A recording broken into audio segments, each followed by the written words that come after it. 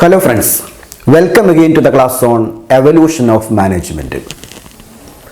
In the last class, we discussed the early history and first two stages of evolution of management. Thus we could see what happened in the pre-classical and classical periods of management.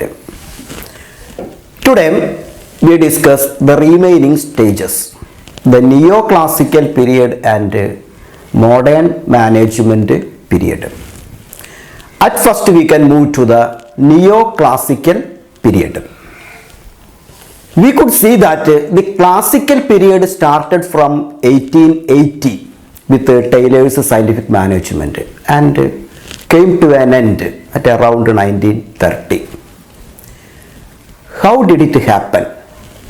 What all were the issues that led to the end of classical period, and what were the reasons that caused the emergence of neoclassical period?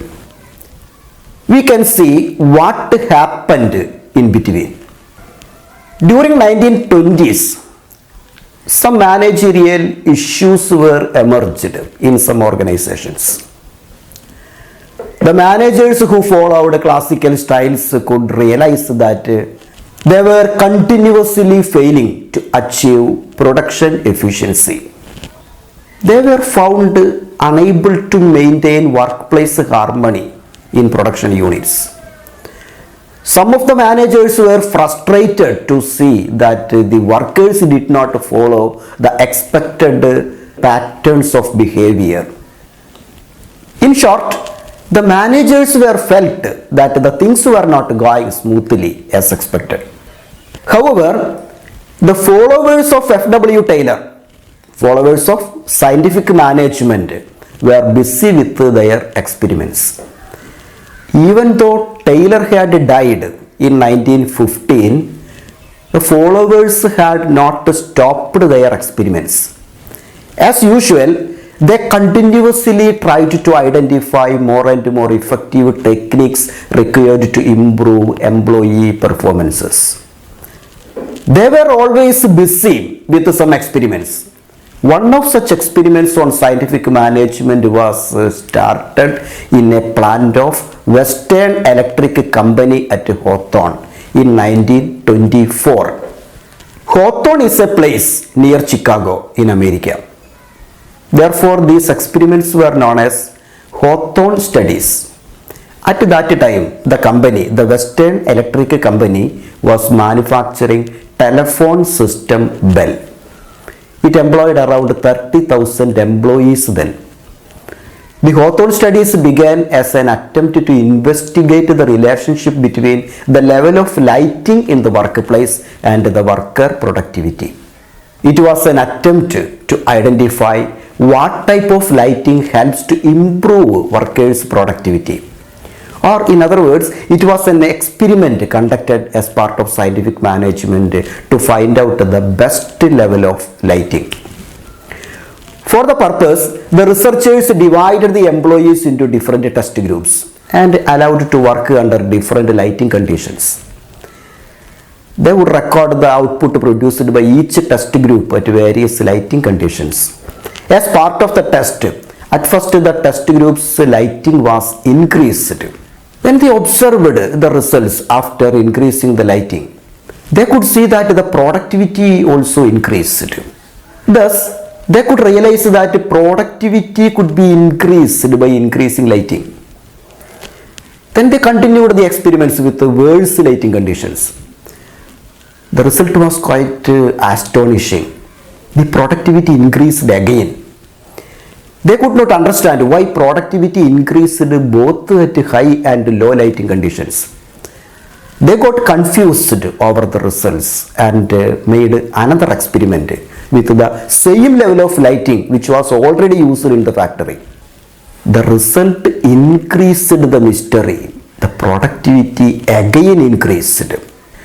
Then the researchers realized that something other than lighting was influencing the workers' performance, but they could not find it out. Over the next several months, the researchers repeated the experiments by testing different levels of lighting Regardless of the level of light, the output was found to increase. The research team got baffled. Even after 3 years of continuous efforts, they could not find the reason. In 1927, the researchers approached a team of psychologists from Harvard Business School. As a consequence, a group of researchers led by Professor George Elton Mayo of the Harvard Business School were joined in the Hawthorne studies. They continued the experiments together for the next few more years. During this period, they conducted several experiments: illumination experiments, relay assembly test room experiments, mass interviewing programs, bank wiring observation room experiments, etc. were some of the major phases of Hawthorne experiments.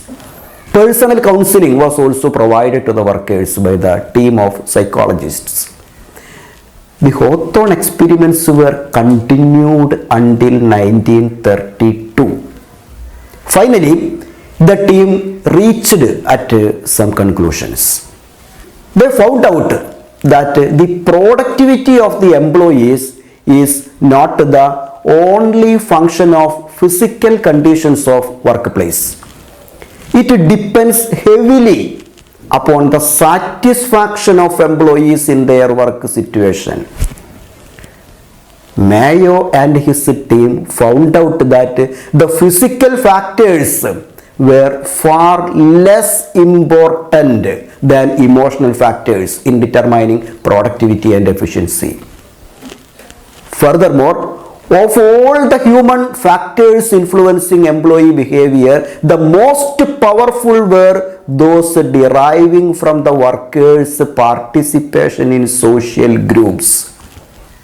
The researchers also discovered that during experiments, the managers and research team maintained very friendly relations with the employees, and the employees responded positively to the attention paid to them by the researchers during experiments.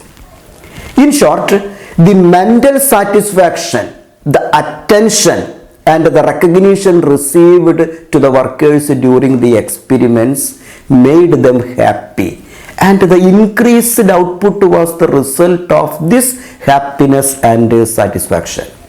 The Hawthorne studies proved that the productivity of workers largely depended on the mental satisfaction and happiness of workers. It proved that the psychological factors can influence the productivity of workers. This phenomenon is known as Hawthorne effect. The Hawthorne studies put a landmark in management research because it was for the first time that they recognized that organizations are social systems and that the productivity of workers is a result not of just physical factors but of interpersonal ones as well. Mayo realized that workers were primarily motivated by togetherness and they need individual recognition within the group. In general, the Hawthorne studies revealed that if the organization makes employees happy, it would positively affect in improving productivity and efficiency. It was an entirely new information for the management. Thus, another period called neoclassical period was emerged in the history of management. Here we can see the efforts of managers to develop better employee relations and the attempts to influence their behavior. Therefore, this philosophy is widely known as behavioral approach of management. This thought is popularly known as behavioral school of management thought. Hawthorne studies were the beginning of behavioral approach. From that time onwards, the psychological and emotional needs of workers as human beings got special attention. With the Hawthorne studies, the management began to think about the ideas to influence human behavior. Therefore, during this period, we can see the contributions of many psychologists like Professor George Elton Mayo. Elton Mayo was the starting point of this approach. Because of this, Professor Elton Mayo is considered as father of human relations movement. As we have already seen, the Hawthorne experiments were conducted by a team of psychologists. Fritz J. Ruthlisberger was the other important psychologist who accompanied and assisted Elton Mayo in his Hawthorne studies. Mayo and his associates introduced the concept of social man and said that man is motivated by a desire to form relationships with others. Both Mayo and Ruthlisberger published many books based on the findings of Hawthorne studies. Their contributions to management are still considered valuable and relevant. However, it would be better to remember the contributions of Robert Owen once again. He had worked a lot to build up a spirit of cooperation between the workers and managers. As discussed in the previous class, he had introduced a number of new ideas of human relations. However, those efforts were not considered valuable at that time. Even though the behavioral approach was formerly started after 1930 or after Hawthorne studies, some visionaries like Robert Owen had advocated the relevance of psychological approach during the classical period itself. Hugo Munsterberg was such a visionary who underlined the necessity of psychological approach in industries.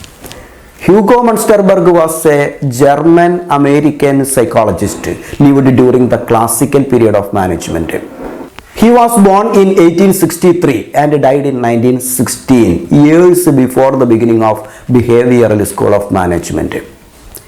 He was interested in the studies on applications of psychology to law, business, industry, medicine, teaching, sociology, etc. Considering his valuable contributions to the applications of psychology into various fields, Munsterberg is called the founder of applied psychology. The studies of Hugo Munsterberg are worth mentioning. He believed that psychology could be used to increase productivity. In his major work, Psychology and Industrial Efficiency, he suggested that productivity could be increased in three ways. The first thing is to find out the best possible man to do the work. The second thing is to create the best possible psychological conditions for maximizing productivity. The third one is to make use of psychological influences, that is motivation. Mary Parker Follett was the other person who advocated the behavioral approach. Mary Parker Follett was an American social worker, a management consultant, a philosopher, and a pioneer in the field of organizational theory and organizational behavior. She lived during the period of classical management from 1868 to 1933. Follett and Lillian Gilbert were the two great women management experts in the early days of classical management theory. Considering the contributions of Mary Parker Follett, she has been called the mother of modern management. Even though she was lived during the classical period, her views and thoughts on management were quite different. She was against hierarchical organizations where employees were treated like machines. She talked about ethics, power, and leadership.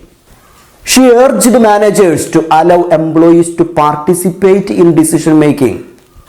She stressed the importance of people rather than techniques.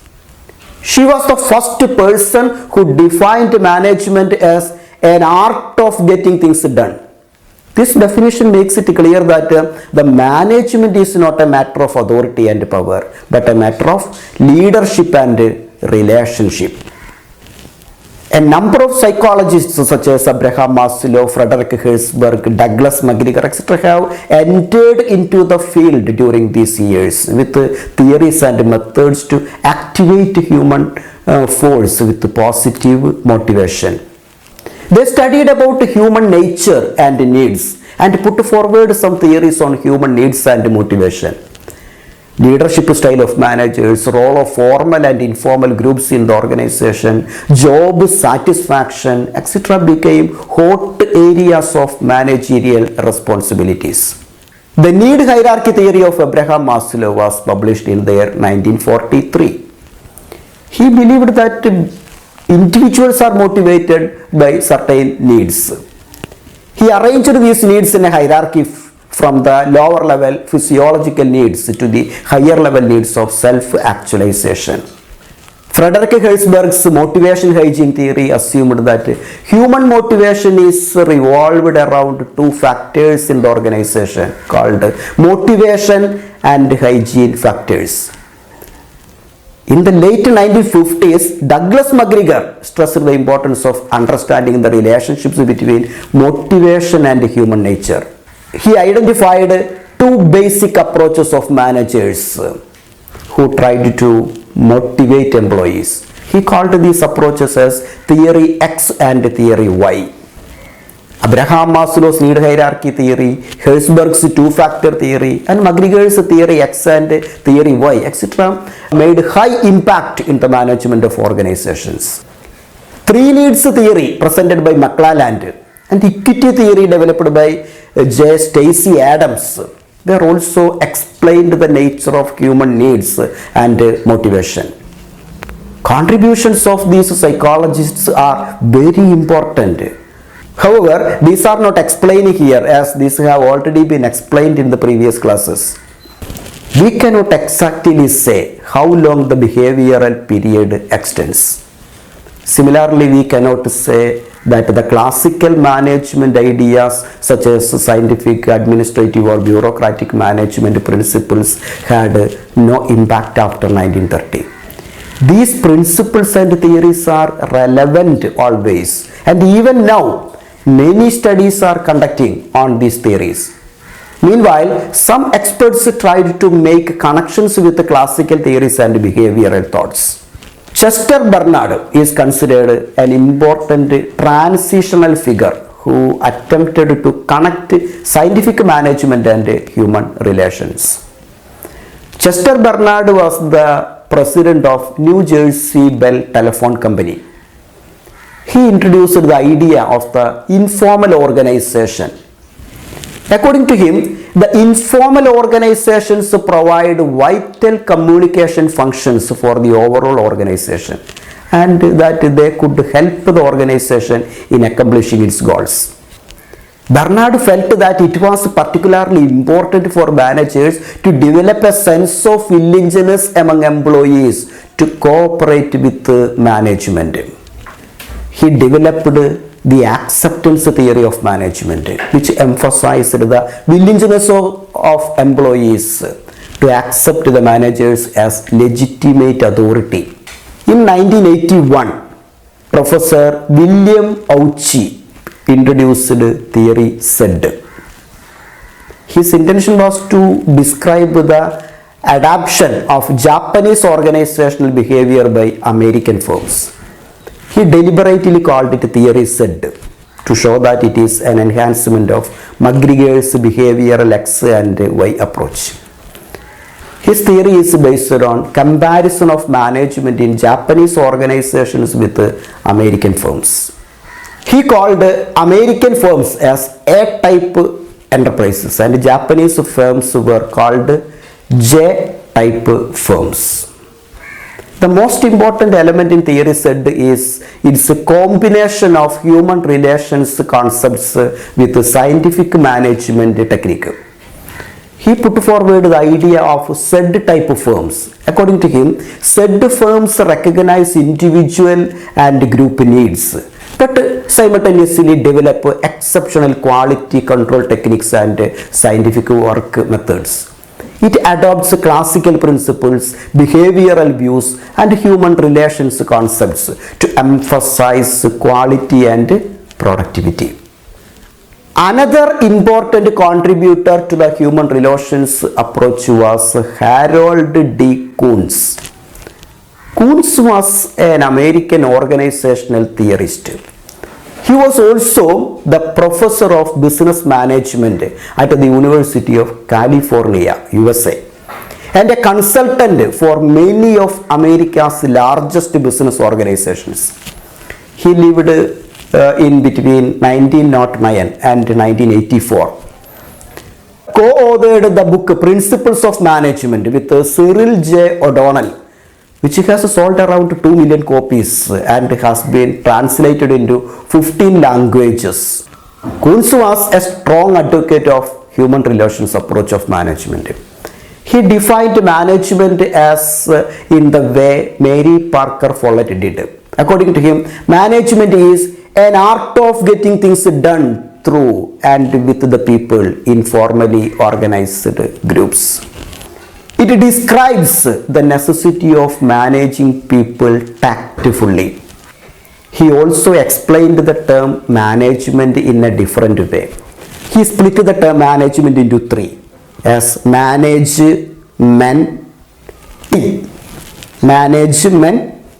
He said that the meaning of management is to manage men with T. Here T stands for tactfully. Thus, the meaning of management becomes management tactfully. Even though management involves a number of factors such as managing men, materials, machine, methods, money and market, managing men is the most important of all. This view points towards the need and importance of attending human factor above all. The central focus of the neoclassical theories was getting things done with people through interpersonal relations and motivation. The so-called motivation theories were developed during this period. You can watch previous classes on motivation theories for more details. The behavioral studies concentrated on two things. The first thing was interpersonal relations, and the second was on changes in human behavior at workplace. That means some studies gave importance to human relations, some others focused on making behavioral changes in employees. Because of this, under the neoclassical management studies, we can see two different approaches such as human relations approach and behavioral approach.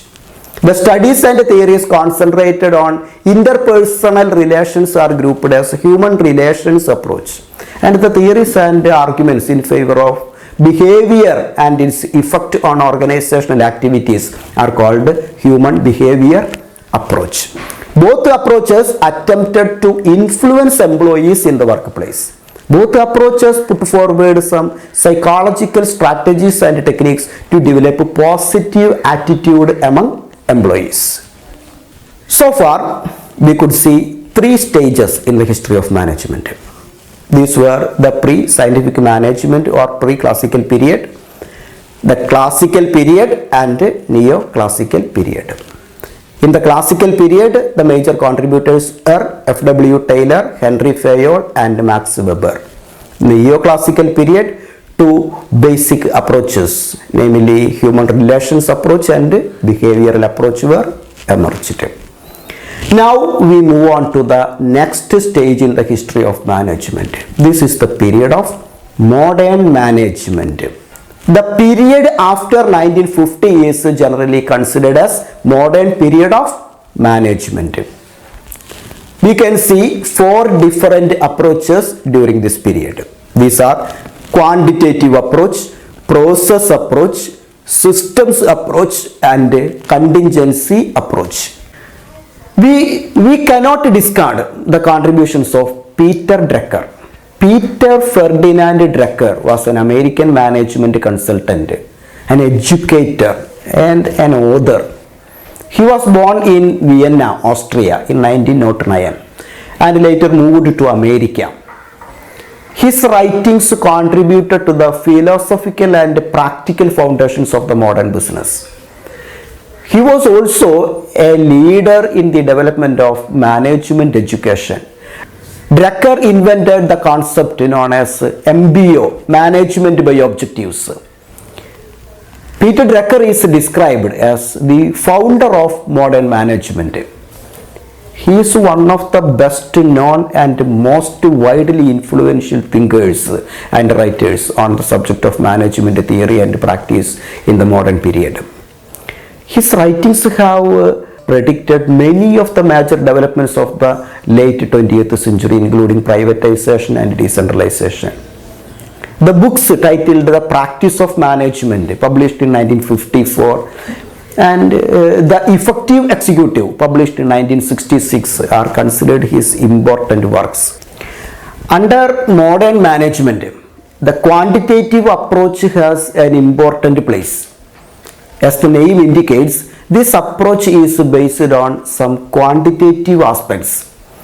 It is the application of statistical and mathematical techniques in management.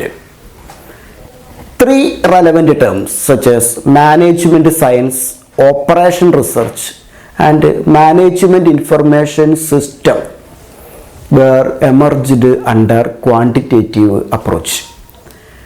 Management science deals specifically with the development of mathematical models to assist in decision making and problem solving. Operation management centers more on the application of management science to organizations. Management information systems are complex communication systems designed to provide information to management. Quantitative management techniques were firstly used by British military to solve their military problems. USA also used some operational management techniques in their military attacks in connection with the Second World War. After the World War, many of such military management techniques were applied by the private business sector to solve their issues. The techniques included applications of statistics, optimization models, information models, and computer simulations. The approach got momentum and gained popularity with the development of high-speed computers. Computers helped the approach in finding solutions to highly complicated problems in a speedy way. Here, management is presented as a mathematical model and solutions to managerial problems are sought with the help of mathematical tools and techniques. We know that mathematics is a science which deals with numbers. This makes the necessity of quantifying managerial activity. This quantified data is used under quantitative approach to find a solution to managerial problems. Von Neumann's games theory is a type of mathematical analysis which deals with abstract models of conflict situations. Operations research is an applied form of management science that helps organizations to develop techniques to produce their products and services more efficiently. Operation research uses techniques such as cost-benefit analysis, linear programming, systems analysis, simulation, game theory, etc. Operations management is mainly used in forecasting purposes. Under inventory control, this is widely used. Economic order quantity calculation is one of the techniques of operation research. Network analysis techniques such as program evaluation and review technique PERT and the critical path method CPM are also used under this approach. Management information system is an integrated program for the collection, analysis and dissemination of information to support management decision making. Some management experts argue that the quantitative approach is not effective in solving all managerial problems. It cannot predict or explain human behavior in organizations. Some managerial problems are purely emotional and psychological and therefore very difficult to quantify. However, the quantitative approach is used widely in modern management. In addition to quantitative approach, in modern management we can see different integration approaches also. The process approach, systems approach, the contingency approach, etc. are important among them. The process approach says that management is a process of getting things done through the efforts of others.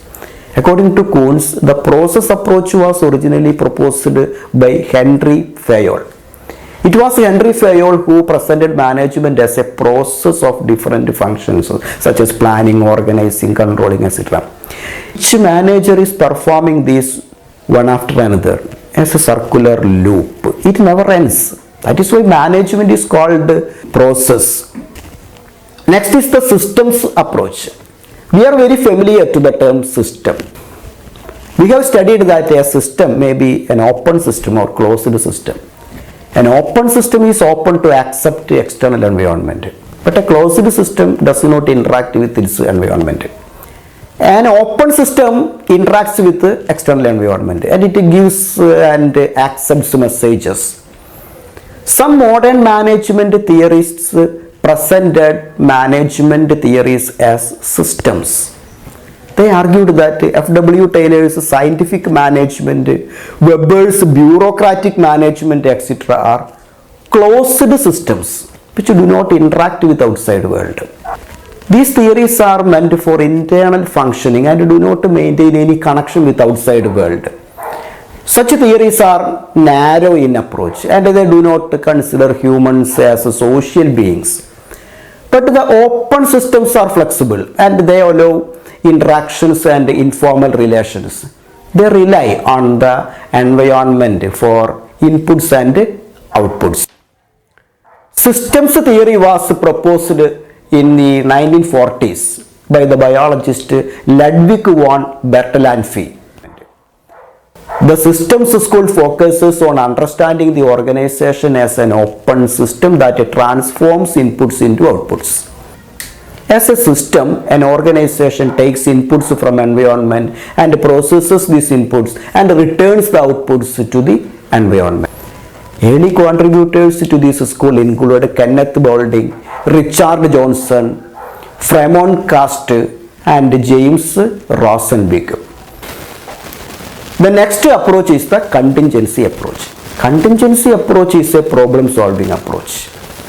Contingency management stresses the need for appraisal and analysis of the entire managerial environment within the organization. It means that before taking a decision, the manager should consider all technological, personal, and organizational features relevant for the circumstances. The advocates of contingency approach believe that such an approach can promote organizational effectiveness. The contingency approach started in 1970s. Within very few years, it has been accepted as an influential way of thinking. This approach does not believe in one best way of doing things. The best way of doing ideology belongs to F.W. Taylor. Under scientific management, he tried to find out the best way of doing things. The contingency approach says that there is no best way of doing things. There is no best way to manage. It varies according to time and situation. It is the manager who should find a suitable way for the situation, considering all other relevant factors. Thus, the technology, size of the organization, outside influences, etc., are to be considered before taking a decision. This approach also questions the universality of principles. Contingency approach believes that there is no universality as long as each organization is unique in many aspects.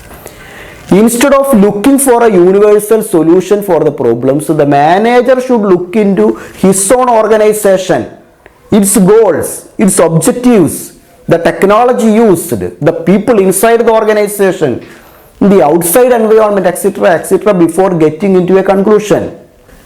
Contingency theorists often implicitly or explicitly criticize the classical school for its emphasis on the universality of management principles. In the contingency perspective, managers are faced with the task of determining which managerial approach is likely to be most effective in a given situation. The contingency approach is highly dependent on the thinking and evaluating skills of the manager in a given organizational environment. The basic idea of contingency approach is that there cannot be a particular management action which will be suitable for all situations.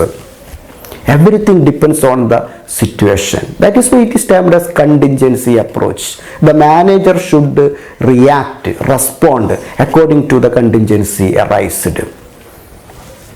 Unlike other stages of management, under the modern management period, we cannot find out a particular person behind an idea. It is a team effort rather than an individual attempt.